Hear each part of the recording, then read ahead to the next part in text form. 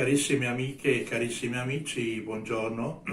Siamo nuovamente qui per parlare degli oggetti dell'Appenzeller Museum e siamo ancora in questa stanza che ormai avete già imparato a conoscere perché abbiamo avuto modo di parlare delle cartoline illustrate piuttosto che delle macchine fotografiche, delle calcolatrici e così via.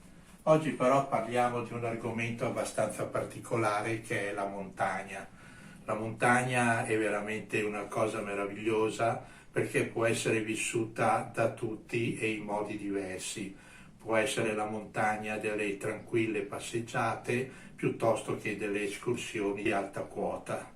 Quando si fanno però anche delle escursioni più o meno normali, può capitare che ci si imbatta in magari cartelli che sono stati abbattuti o dall'incuria o dalle intemperie e allora è nostra abitudine, piuttosto che vadano perduti, di raccoglierli e di portarli al museo come memoria.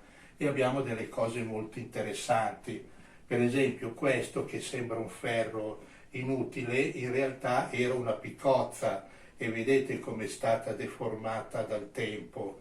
Questo, che sembra una maniglia comunissima, invece era la maniglia che apriva il rifugio Guglielmina che ha subito un incendio ed è andato completamente distrutto, per cui qui ne abbiamo la memoria, come abbiamo la memoria per esempio di questo mozzicone di sci che emergeva dal ghiacciaio del Monte Rosa e fa capire come la forza della natura a volte possa essere anche distruttiva. Però al di là di questo io vi volevo far vedere questi sci. Questi sono sci molto vecchi, vedete anche dalla conformazione, e che rimangono proprio come storia per far capire come una volta si andava a sciare.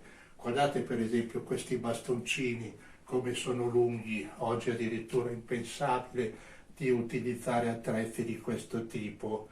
Oppure per divertirsi le slitte in legno. Anche queste oggi non esistono più perché sono sostituite dagli slittini in plastica, eppure una volta questi venivano utilizzati anche da 2 o 3 persone per volta per poter dalle baite poi scendere a valle.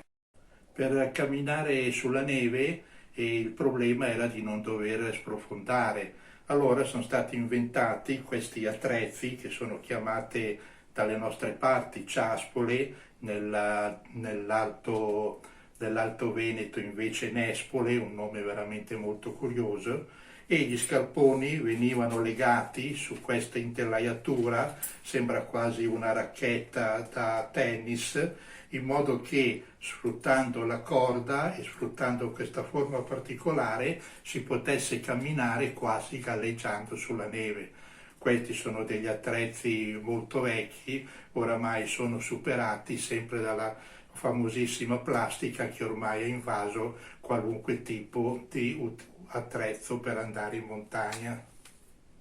Per andare in montagna è necessario avere dietro sempre tutte le attrezzature, ma soprattutto gli abiti adatti, maglioni piuttosto che impermeabili. Ed ecco allora che ci sono i cosiddetti zaini o sacchi da montagna. Questo che vedete è uno zaino in tela molto vecchio, è del 1925. Anche qui la tecnica ha fatto dei passi da gigante e gli zaini oggi sono molto più funzionali e anche più leggeri. Così come le attrezzature di, diciamo così, di sussistenza. Vedete le borracce che sono rivestite da un panno, che era una cosa molto utile perché teneva la bevanda al suo interno, calda d'inverno e fresca d'estate. E le posate che per non portare via molto spazio erano ripieghevoli, in modo che potevano veramente essere portate in uno spazio decisamente ridotto. Così come anche i bicchierini che potevano essere chiusi e quindi lo spazio che occupavano negli zaini era veramente ridotto, dopodiché si potevano aprire per poter bere tranquillamente. Questi che vedete sono degli attrezzi, anche questi oramai abbastanza vecchi, quindi oggi non vengono più utilizzati con questa forma, e sono importantissimi perché sono il ricordo di grandi alpinisti che hanno scalato le vette più importanti delle Alpi e non solo. Abbiamo Livio Visentini, Gianni Giacobo, la Brigida Combi e man mano possiamo arrivare a vedere questo canapone che ha scalato addirittura il Cervino lungo la cresta del Leone. Ora queste erano le corde che gli alpinisti utilizzavano una volta per poter legarsi e salire in sicurezza e sono chiamati canaponi perché erano fatti di canapa. Oggi sono sostituiti da corde in materiale sintetico perché è molto più leggero e soprattutto non assorbe l'acqua. Quando pioveva questi assorbivano l'acqua, diventavano pesantissimi, non solo, ma con il freddo della montagna si irrigidivano e diventavano veramente una sofferenza quando dovevano scorrere sulle spalle oppure sulle mani e diventava anche molto complicato poterli utilizzare.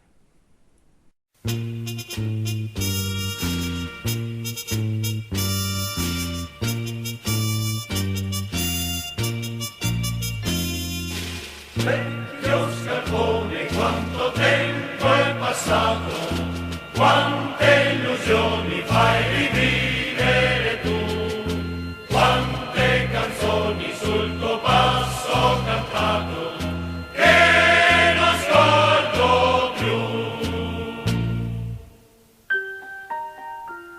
Lassù in un ripostiglio polveroso, fra tante cose che non servono più, ho visto un poco logoro e deluso un caro amico della gioventù.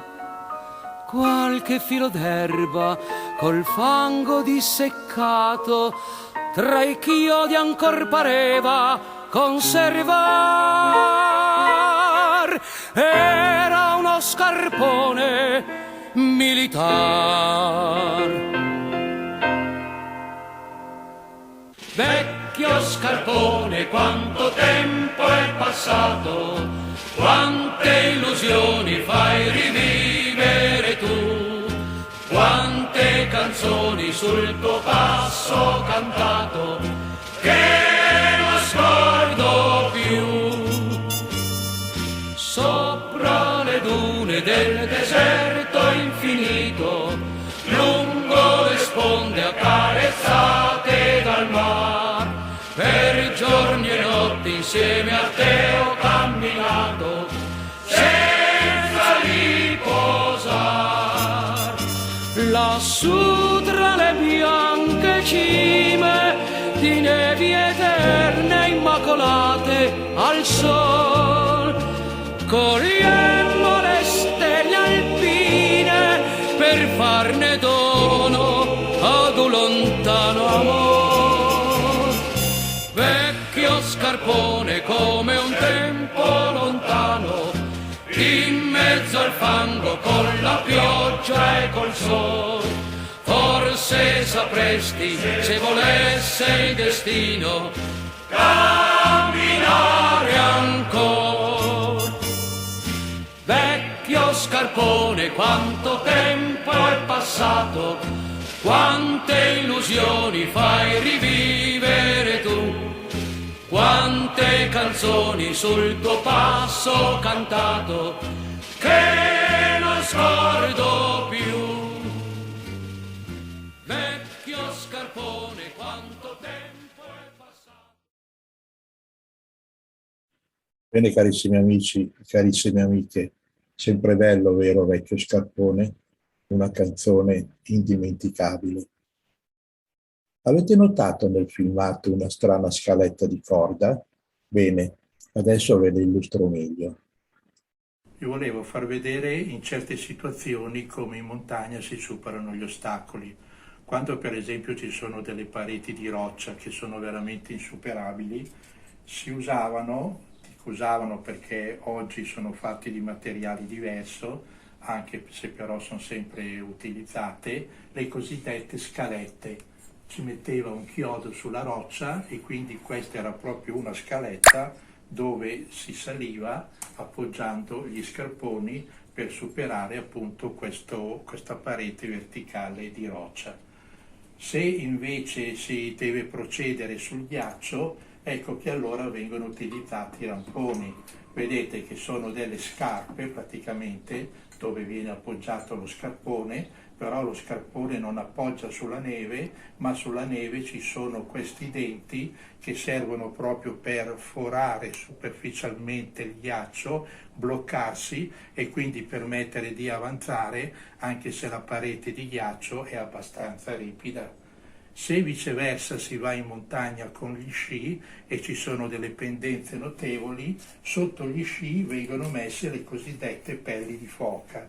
Si chiamano così perché anche se oggi sono sintetiche, una volta come queste erano pelli di foca vere e proprie, perché hanno la caratteristica che mentre da una parte sono completamente lisce, dalla parte opposta invece i peli si drizzano e quindi si puntano sulla neve e impediscono allo sci di retrocedere. Così lo sci può andare avanti e non trova resistenza, però non può andare indietro perché i peli, come dicevo, si puntano e bloccano l'alpinista che sta salendo. Questa panoramica di sci storici d'altri tempi che hanno anche più di 100 anni e che hanno fatto la storia dell'alpinismo, vi saluto e vi do appuntamento alla prossima puntata.